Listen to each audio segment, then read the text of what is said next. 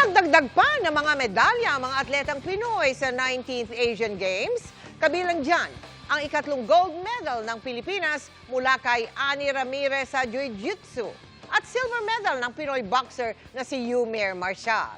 Nakatutok si Ivan Mayrina. Isa pang gintong medalya para sa Pilipinas. Yan ang ibinunga ng labang ito ng pambato nating si Ani Ramirez kontra Kazakhstan sa Jiu-Jitsu Women's 57 kg weight class sa 19th Asian Games. Bago niyan, sunod-sunod niyang pinatumba mga pambato ng Singapore sa quarterfinals at UAE sa semifinals. Ito na ikatlong gold medal ng Pilipinas sa torneo. Kasunod ng panalo ni Paul Volter EJ Obiana at ng isa pa nating pambato sa Jiu-Jitsu na si Margarita Ochoa.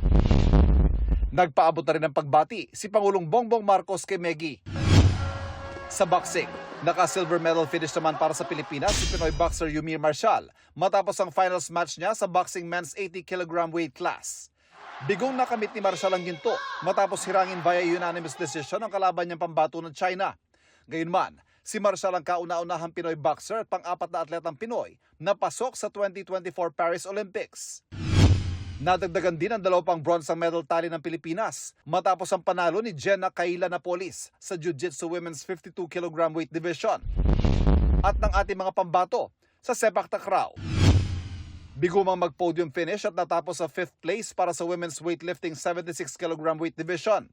Umukit pa rin ang kasaysayan si Pinay weightlifter at Asian Junior Champion Vanessa Sarno matapos makapagtala ng new national record na 105 kg sa snatch.